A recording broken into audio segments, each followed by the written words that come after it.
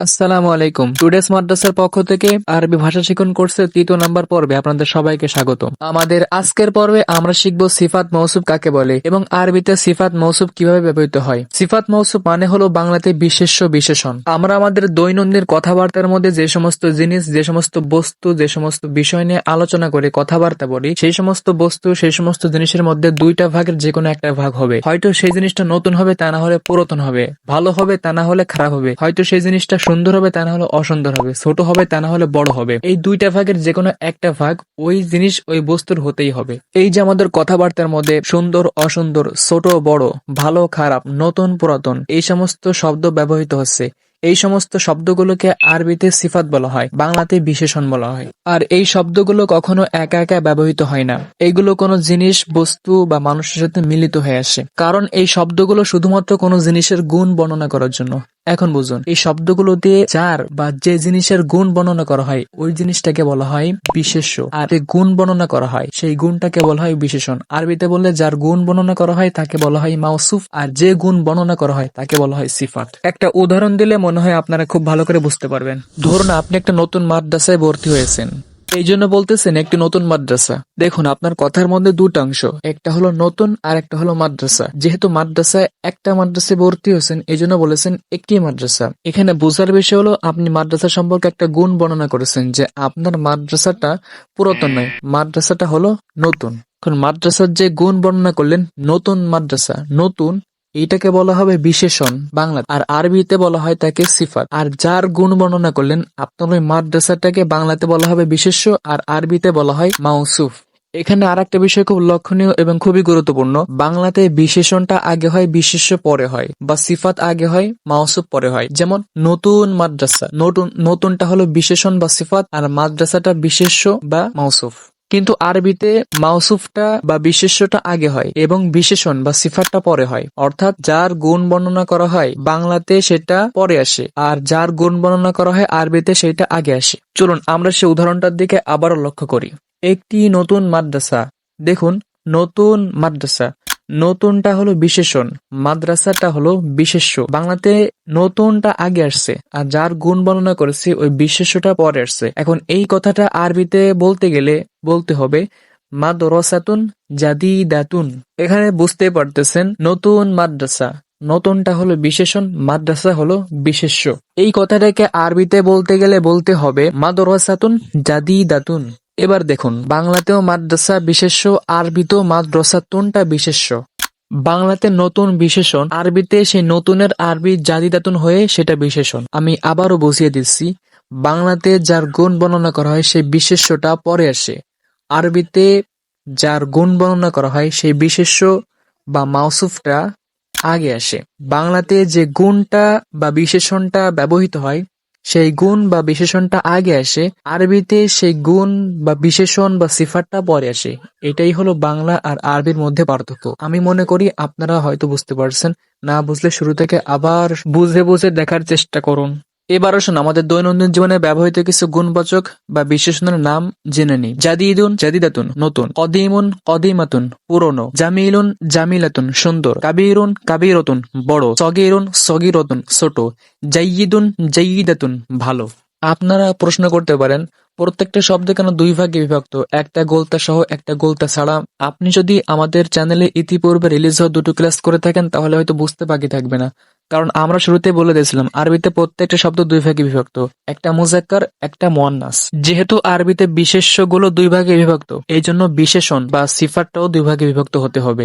উদাহরণস্বরূপ আপনি বলবেন একটি নতুন মসজিদ, অর্থাৎ আপনি মসজিদ সম্পর্কে একটা গুণ বর্ণনা করলেন। এবার দেখতে হবে নতুনের আরবি কি। নতুনের আরবি হলো জাদিদুন আর জাদিদাতুন। এখন আপনার প্রশ্ন হলো মসজিদের গুণ বর্ণনা করতে যে আমি জাদিদ আনবো নাকি জাদিদাতুন আনবো?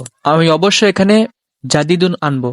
কারণটা হলো আমি যার গুণ বর্ণনা করছি সেই বিশেষটা হলো মসজিদ, এইটা মুজাক্কার, এই জন্য বলবো মসজিদুন জাদিদুন। এখানে আমি এরকমটা বলবো না মসজিদুন জাদিদাতুন, এটা বললে অবশ্যই ভুল হবে। আবার যদি বলতে চাই একটি নতুন মাদ্রাসা, তখন বলবো মাদ্রাসাতুন জাদিদাতুন। কারণ হলো মাদ্রাসাতুন এটা মুয়ান্নাস, এই জন্য বিশেষণটা আনেছি মুয়ান্নাস রূপে, বলেছি মাদ্রাসাতুন জাদিদাতুন। এখানে আবার এমনটা বলা যাবে না মাদ্রাসাতুন জাদিদুন। এবার আসুন আমাদের রান্নাঘরে ব্যবহৃত কিছু জিনিসপত্রের আরবি নাম জেনে নেই। কারণ গত পর্বে আমরা জেনেছিলাম আমাদের বেডরুমে ব্যবহৃত জিনিসপত্রের আরবি নাম। রান্নাঘর মাতবাখুন, চুলা মাওকিদুন, কড়াই মাকলাতুন, হাড়ি কেদুরুন, চামচ মিলআকাতুন, কাঁটা চামচ শাওকিতুন, ছুরি সিক্কিনুন, কাপ কুবুন, প্লেট সিহনুন, বাটি ওয়াউন, ফ্রিজ সাল্লাজাতুন, ডিপ ফ্রিজ মুজাম্মিদাতুন, কাচের বোতল জুজাজাতুন, বয়ম মারতবানুন, গ্লাস কাসুন, জগ ইবরিকুন, পানির বোতল জুজাজাতু মাইন, চায়ের কাপ ফিনজানুন, স্ট্র মাসাসাতুন, লবণ মিলহুন, চিনি সুক্কারুন, তেল জাইতুন, মশলা বাহারাতুন, আটা বা ময়দা দাকিকুন, পানি মাউন, ঝাড়ু মিকনাসাতুন, ময়লার ঝুড়ি সাল্লাতুল মুহাম্মালাত। এবার চলুন এই কয়েকটা শব্দ দিয়ে আমরা আরবিতে কথা বলার চেষ্টা করি। আরবিতে কথা বলার ক্ষেত্রে আমরা অবশ্যই খেয়াল রাখবো আমরা প্রত্যেকদিন প্রত্যেক ক্লাসে যে সমস্ত নিয়ম কায়দা শিখতেছি সেই সমস্ত নিয়ম কায়দা আমাদের কথার মধ্যে ব্যবহার করার চেষ্টা করব।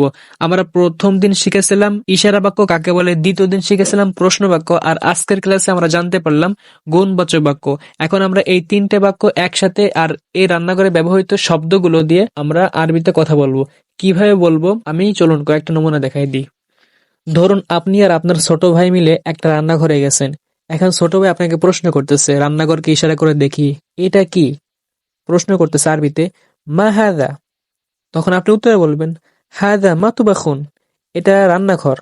যদি রান্নাঘরটা নতুন হয় তখন আপনি বলবেন হাদা মাতুবাখুন জাদিদুন, এটা একটি নতুন রান্নাঘর। আর পুরাতন হলে বলবেন হাদা মাতুবাখুন কদিমুন, এটি একটি পুরাতন রান্নাঘর। এরপর একটি চুলার দিকে ইশারা করে বলতেছে মা যালিকা, ওটা কি? তখন আপনি উত্তরে বলবেন যালিকা মাওকিদুন, ওটা একটি চুলা। যদি চুলাটা নতুন হয় তখন বলবেন যালিকা মাওকিদুন জাদিদুন, আর পুরাতন হলে বলবেন যালিকা মাওকিদুন কদিমুন। এরপর একটি ফ্রিজের দিকে ইশারা করে বলতেছে মা হাযিহি, তখন উত্তরে বলবেন হাযিহি সাল্লাজাতুন, এটি একটি ফ্রিজ। যদি ফ্রিজটি ছোট হয় তখন বলবেন হাযিহি সাল্লাজাতুন সগীরাতুন, এটি একটি ছোট ফ্রিজ। যদি ফ্রিজটি বড় হয় তখন বলবেন হাযিহি সাল্লাজাতুন কাবীরাতুন, এটি একটি বড় ফ্রিজ। যদি ফ্রিজটি নতুন হয় তখন বলবেন হাযিহি সাল্লাজাতুন জাদিদাতুন, এটি একটি নতুন ফ্রিজ। আর পুরাতন হলে বলবেন হাযিহি সাল্লাজাতুন কদিমাতুন, এটি একটি পুরাতন ফ্রিজ। এবার একটি হাড়ির দিকে ইশারা করে বলতেছে মা যালিকা, ওইটা কি? তখন আপনি বলবেন যালিকা কিদরুন, ওটা একটি হাড়ি। যদি হাড়িটি নতুন হয় তখন বলবেন যালিকা কিদরুন জাদিদুন, ওটা একটি নতুন হাড়ি। আর পুরাতন হলে বলবেন যালিকা কিদরুন কদিমুন।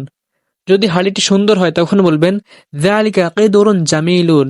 যদি হাড়িটি ছোট হয় তখন বলবেন যালিকা কিদরুন সগীরুন, ওইটা একটি ছোট হাড়ি।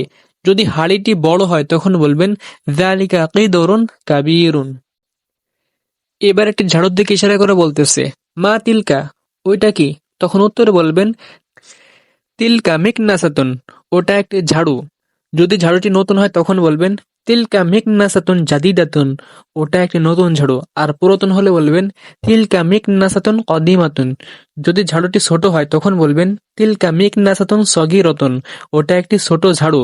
যদি বড় হয় তখন বলবেন তিলকা মিকনাসাতুন কাবীরাতুন, ওটা একটি বড় ঝাড়ু। বন্ধুরা এই পর্যন্তই ছিল আরবি ভাষা শিখুন কোর্সের ৩য় নাম্বার পর্ব বা আজকের ক্লাস। আপনারাও রান্নাঘরে যে বিভিন্ন বস্তুর দিকে ইশারা করে করে প্র্যাকটিস করতে পারেন। যদি আমাদের আজকের ক্লাসটি ভালো লাগে তাহলে অবশ্যই সামাজিক কাজে লেগে পড়বেন, লাইক কমেন্ট এবং আপনার প্রিয় কোনো বন্ধুকে শেয়ার করতে পারেন, প্রিয় কোনো গ্রুপে শেয়ার করতে পারেন। তাহলে হয়তো আরো যারা আছে আরবি ভাষা শিখতে চায় খুব সহজে, তারাও শিখতে পারবে।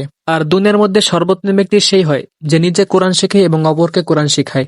আর কোরআন শেখা আর কোরআনের ভাষা শেখা দুটোই একই রকম। তো বন্ধুরা দেখা হচ্ছে পরবর্তী কোনো ক্লাসে। ততক্ষণ পর্যন্ত সুস্থ থাকুন, ভালো থাকুন এবং 5 ওয়াক্ত নামাজ পড়ার চেষ্টা করুন।